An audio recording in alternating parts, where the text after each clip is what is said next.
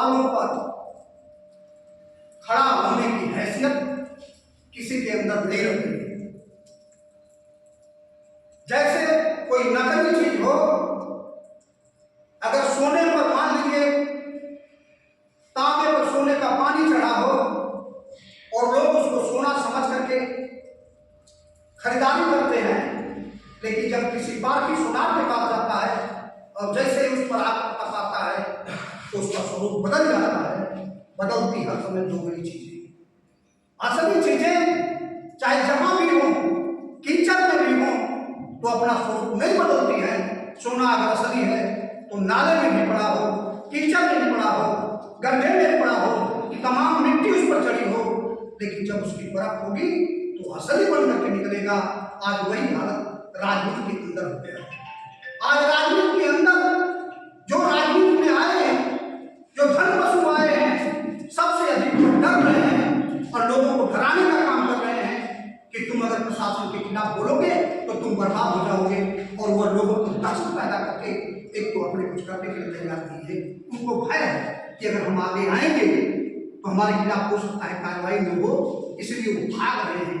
हर समय अपना उनका स्वरूप बदल रहा है, इसलिए कि वो नेता नहीं, वह नेता का कपड़ा, वह नेता बन करके वह मात्र पैसे के बल पर चुनाव लड़ना चाहते हैं और वोट खरीद करके चुनाव जीतना चाहते हैं। ऐसे लोगों पर यह योगी प्रशासन का भय व्याप्त है, वह डर रहे हैं। लेकिन जो नेता होगा, वह जनता के ऊपर जहां भी अत्याचार होगा तो अपने को तपा करके, अपने को आग में छोड़ करके संपूर्ण जनता को बचाएगा, वह नेता होगा।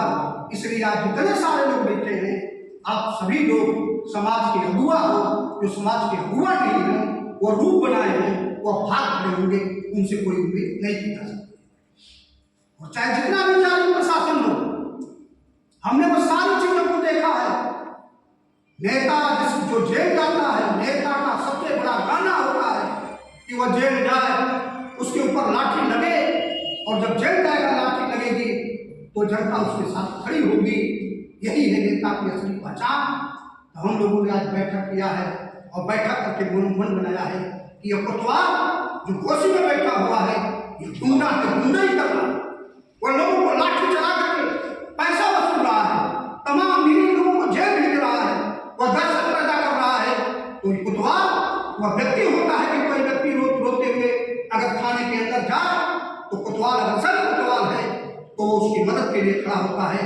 इसलिए कि कलम उसको सरकार ने दिया है, वर्दी सरकार ने दिया है कि तुमको कमजोर की रक्षा करना है और जो दूसरे को सता रहा है उसको लाभ में बंद करना है।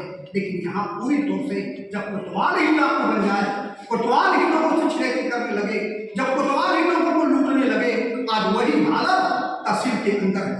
तहसील में रेट निर्धारित हो गया कि अगर कोई नापी आपको कराना है तो लगभग 5,000 रुपया ले रहा है, कोई किस्ती का दावा है तो कानून 10,000 रुपया ले रहा है, कोई खारिज दाखिल करना है तो नायब तहसीलदार का रेट बता हुआ है कि आप इतना 5,000 रुपया दीजिए तब आपकी खारिज दाखिल होगी। यह सारा का सारा तहसील में यह रेट बना हुआ है और इस पर कंट्रोल करने के लिए किसी की क्षमता नहीं है, कोई बोलने के लिए तैयार नहीं। जनता ने बड़े उम्मीद के साथ तमाम लोगों का चुनाव जिताया कि यह लोग जनता के सवालों पर खड़ा होंगे, लेकिन आज डर करके सारे लोग भाग खड़े हुए हैं।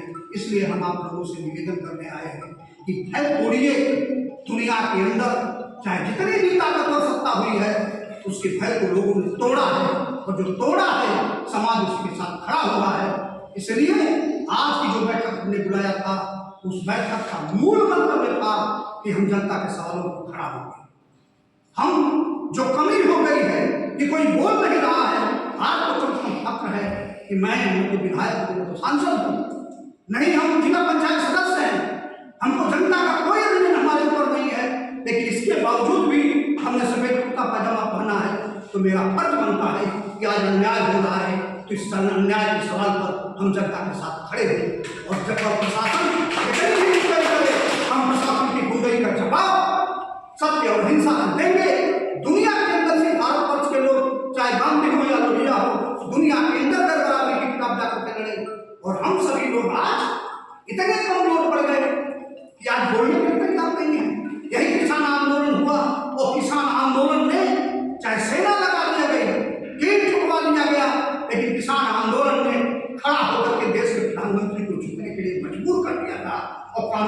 यही वापस हुआ कि नहीं हुआ? सारी तानाशाही खत्म। आज भी जनता ने आवाज उठाया, आज उठा करके देख लीजिए, हम आप कुछ नहीं कर रहे हैं। वही डीआईजी जाकर बलिया के अंदर जब सवाल उठाया, अपनी मीडिया ने सवाल उठाया और तमाम सारे लोगों ने सवाल उठाया, और जब छापा पड़ा तो 15,000 लाख पर डे वसूली करने वाले पुलिस कर्मचारी अधिकारी आज जेल में, उनके ऊपर FIR हुआ, जेल जा रहे कि नहीं जा रहे हैं? मिर्जापुर के अंदर आज कार्रवाई हुई है, उनके ऊपर कार्रवाई हो रही है कि नहीं हो रही है? अगर हम लोग भी शासन तक ये बात पहुंचाते हैं तो देखते हैं कि जो जीरो टॉलरेंस की बात करते हैं, इन डकैतों को रोक पाते हैं कि नहीं रोक पाते हैं, इनका पूरा संरक्षण है। इसलिए हम नहीं बोलेंगे तो शासन तो कहेगा ही कि बहुत अच्छी व्यवस्था है, कोई बोल भी जनता संतुष्ट है। और यह लड़ाई किसी दल पार्टी की नहीं है, जिसको जिस दल में हो वोट देना, हम उसके साथ जाकर वोट दे दे, यह भी कोई बात नहीं है।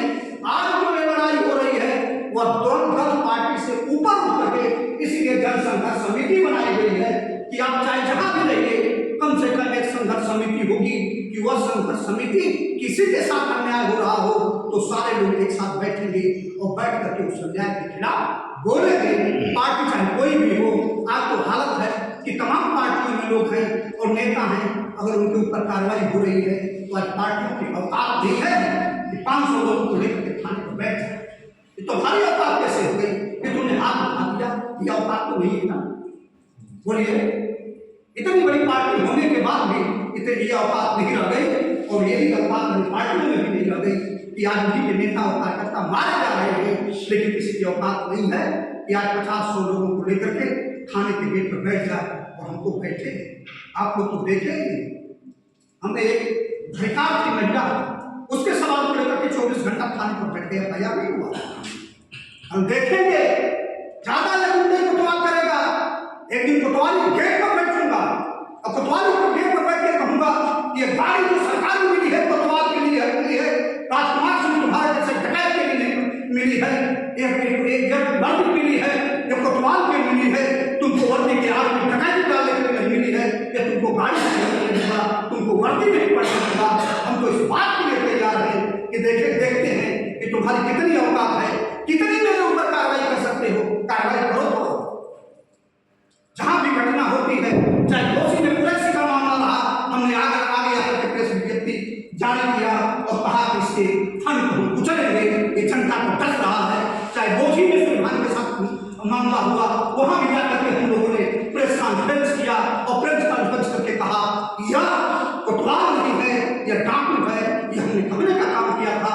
और आज भी कह रहा हूं कि 30 अगस्त को शुक्रवार का दिन है, 30 अगस्त को घोसी कोतवाली पर धरना प्रदर्शन होगा और उसके पहले हम सभी लोग गढ़वासा में मीटिंग करेंगे, बोधी में मीटिंग करेंगे, बलुआ पोखरा पर मीटिंग करेंगे जाकर के कल यहाँ बिरवा में, फिर रेगौली में, सुल्तानपुर में, थानेदार बंगला में भी यह मीटिंग करके यह पूरे क्षेत्र की जनता को बताएंगे कि यह वर्दी किस लिए मिली है और क्या यही काम करना इसको है। इसलिए आप लोग धैर्य से काम लीजिए। कम से कम आज हम लोग आगे बढ़ करके यह समाज जान ले, यहाँ सभी मुर्दा भी रहते हैं, यह जिंदा लोग भी रहते हैं जो अन्याय के खिलाफ बोल सकते हैं, जो अन्याय के खिलाफ लड़ सकते हैं, जो तानाशाही का मुंह जवाब दे सकते हैं। यह हम लोगों को साबित करना है। इन्हीं चंद बातों के साथ मैं जितने भी साथी आए हैं भूरी आपकी प्रशंसा करता हूँ कि आपने इस बिगड़े माहौल में जहाँ सभी लोग भयभीत हैं, कम से कम आगे बढ़ करके आप लोगों ने ये हौसला बढ़ाया है। इसलिए हम सभी साथियों का बहुत बहुत बधाई देता हूँ कि आप लोग इसी तरह से मुझे से जमे रहिए और फिर परिणाम देखा जाएगा। जय हिंद, जय भारत।